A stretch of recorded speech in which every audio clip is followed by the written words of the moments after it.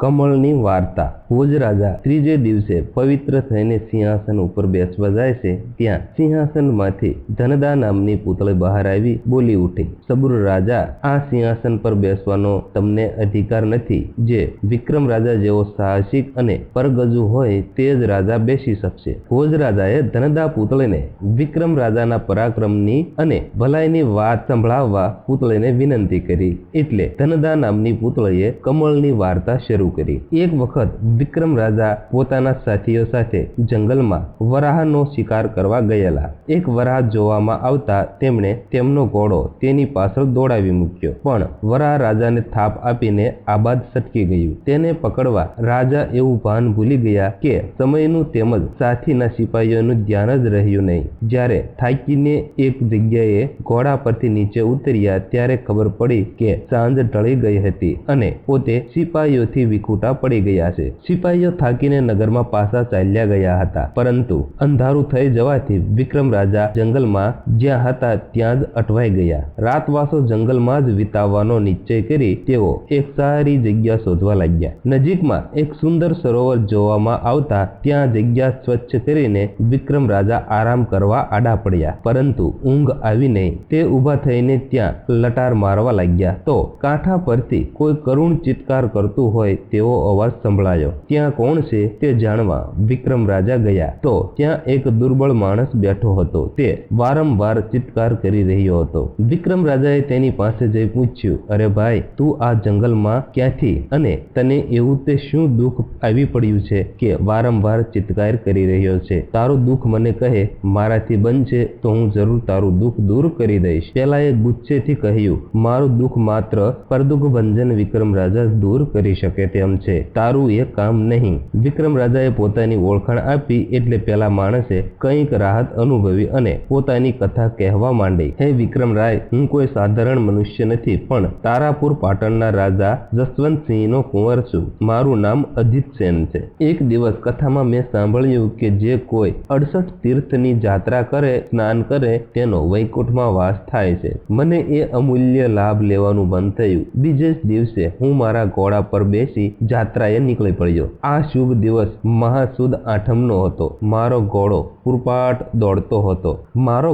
પૂરપાટ દોડતો આ સરોવર આગળ આવ્યો એટલે હું પાણી પીવા ઘોડા પરથી નીચે ઉતર્યો। ધીમે ધીમે હું સરોવરના પાણીમાં આગળ વધવા માંડ્યો તો મારી અજાયબી વચ્ચે પાણીની સપાટી ઉપર એક વિવિધ રંગી મોટું પાંખડીઓ વાળું કમળ ઉપસી આવ્યું। તે લેવાને હું લલચાયો અને તેને પકડવા જેવો મેં હાથ લંબાવ્યો કે કમળ પાણીમાં ગરકાવ થઈ ગયું। મને તે કમળ લેવાની તાલાવેલી લાગી હતી એટલે હું આ સરોવરને કાંઠે જ રોકાઈ ગયો, પરંતુ ફરી વાર તે અદ્ભુત કમળ પાણીની સપાટી ઉપર દેખાયું નહીં। આમને આમ પૂરો એક મહિનો પસાર થઈ ગયો અને ફાગણ સુદ આઠમનો દિવસ આવ્યો। આ દિવસે તે અદ્ભુત કમળ પાણીની સપાટી ઉપર એકાએક દેખાયું, પણ તેને લેવાનો પ્રયત્ન કર્યો તો તે કમળ પળવારમાં પાણીમાં અદ્રશ્ય થઈ ગયું। મેં તો એ કમળ લઈને જ આગળ પ્રયાણ કરવા નિશ્ચય કર્યો હતો, એટલે હું અહીંયા સરોવર કાંઠે રોકાઈ રહ્યો। એટલું જોયું કે તે અદ્ભુત કમળ માત્ર સુદ આઠમને દિવસે જ પાણીની સપાટી ઉપર દેખાતું હતું, પરંતુ મારા હાથમાં આવતું નથી। તે કમળ ક્યારેય પણ મારા હાથમાં આવશે એ આશાથી હું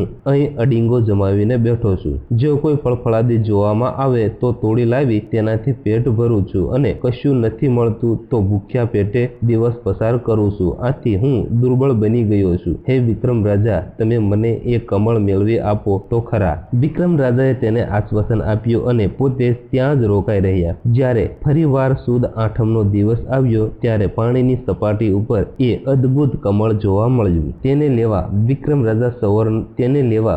રાજા સરોવરના પાણીમાં ઉતર્યા ને કમળ લેવા જેવો હાથ લંબાવ્યો કે કમળ પાણીના ઊંડા પાણીમાં ગરકાવ થઈ ગયું। વિક્રમ રાજાને એનો ભેદ સમજાયો નહીં। તેમણે સહાય કરવા હરસિદ્ધ માતાનું સ્મરણ કર્યું તો માતાએ અદ્રશ્યપણે કહ્યું, સરોવરના પાણીમાં કૂદી પડ। વિક્રમ રાજાએ પાણીમાં જંપ લાવ્યો અને પાણીમાં નીચે ઉતરતા ઉતરતા તે પાતાળ લોકમાં પહોંચી ગયા। આંખો ઉઘાડીને જોયું તો પાતાળમાં એક ભવ્ય મહેલ દેખાયો। તેની ચારે બાજુ ફરતો બાગ હતો। બાગમાં એક સરોવર હતું। તેના પાણીની સપાટી ઉપર પેલું વિવિધ રંગી કમળ શોભી રહ્યું હતું। વિક્રમ રાજા તે કમળ લેવા સરોવરમાં ઉતર્યા અને પેલા કમળ પાસે જવા લાગ્યા તો તે જ વખતે મહેલમાંથી બે સુંદરીઓ સરોવર પાસે દોડી આવી અને ચોર ચોરની બૂમો પાડવા લાગી. એ સાંભળી આસપાસમાંથી ચોકીદારો દોડી આવ્યા. તે વખતે વિક્રમ રાજા સરોવરમાંથી બહાર આવ્યા ને ચોકીદારો તેમને પકડવા જાય છે ત્યાં વિક્રમ રાજાએ હર્ષિદ માતાનું સ્મરણ કરી ચોકીદારો સામે લડવા માંડ્યું. તેમાં ઘણા ચોકીદારો ઘવાયા. સહાય માટે ચોકીદારોનો આગેવાન જઈને ચામુંડા માતાને ત્યાં તેડી લાવ્યો, પણ વિક્રમ રાજાનો પ્રભાવ જોઈ ચામુંડા માતા ઠંડા થઈ ગયા. તેમણે વિક્રમ રાજાને તે કોણ છે તે વિશે પૂછપરછ કરી તો વિક્રમ રાજાએ પોતાની તમામ હકીકત સવિસ્તાર સંભળાવી અને કહ્યું, હે ચામુંડા માતા, હું હંમેશા ભલાઈના કાર્યો કરું છું અને અહીં પણ હું પારકાનું દુઃખ દૂર કરવા જોખમ ખેડીને આવ્યો છું. અહીંયા સરોવરમાં જે અદ્ભુત કમળ દેખાય છે તે દર મહિને સુદ આઠમના દિવસે ઉપરના ભાગમાં આવેલા સરોવરમાં દેખાય છે. તેને લેવા એક માણસ 8 મહિનાથી સરોવર કાંઠે બેઠો છે. તેણે કોઈ પણ કાળે કમળ મેળવવાનો નિશ્ચય કર્યો છે અને તેથી દુઃખી થઈ રહ્યો છે. તે એટલો બધો દુર્બળ બની ગયો હતો કે તેના હાડકાં જોઈ શકાય છે. તેનું દુઃખ મારાથી ન જોવાયું એટલે મેં તેને તે અદ્ભુત કમળ લાવી આપવાનું વચન આપ્યું છે. માં, મને સહાય કરો તો મોટી કૃપા કરી કહેવાય છે. ચામુંડા માતાને હર્ષ થયો, કારણ કે વિક્રમ રાજાનું જ તેમને કામ હતું. તેઓ વિક્રમ રાજાને કહેવા લાગ્યા, તમે જ પરદુઃખ ભંજન વિક્રમ રાજા છો,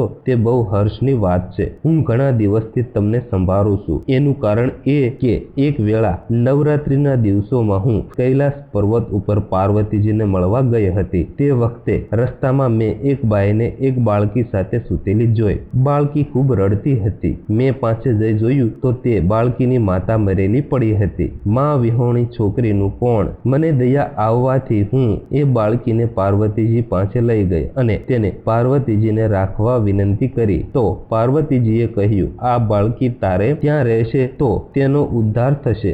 જ્યારે તે 13 વર્ષની પરણવા યોગ્ય થાય ત્યારે ઉજ્જૈન નગરીનો પરદુઃખ ભંજન વિક્રમ રાજા અચાનક તને મળશે અને તે જ છોકરીના લગ્નની ચિંતા દૂર કરી આપશે. વિક્રમ રાજાએ તે કન્યા બતાવવા કહ્યું. ચામુંડા માતાએ કન્યાને ત્યાં બોલાવી અને તેની સાથે લગ્ન કરવા વિક્રમ રાજાને ભલામણ કરી. વિક્રમ રાજા તે માટે વિચાર કરતા હતા ત્યાં તો કન્યા કહેવા લાગી, હે વિક્રમ રાજા, મને મારા આગળના જન્મનો પતિ મળી આવે તો તેની સાથે મારે પરણવું છે. તેને જોઈને હું ઓળખી શકીશ, કારણ કે મને મારા આગલા જન્મનું જ્ઞાન છે. વિક્રમ રાજાએ આગલા જન્મમાં તે કોણ હતી તે જણાવવા ઈચ્છા પ્રદર્શિત કરી એટલે તે કન્યાએ પોતાના પૂર્વ જન્મની વાત કહેવા માંડી. આગલા જન્મમાં હું એક જૈન એટલે કે શ્રાવકને ત્યાં કન્યા રૂપે હતી. બચપણથી જ મારામાં ધર્મના સંસ્કાર પડ્યા હતા. દેવ પૂજા, ગુરુ પૂજા, ચૈત્યવંદન, સામાયિક પ્રતિક્રમણ વગેરે ક્રિયાઓ હું શુદ્ધ રીતે કરતી હતી.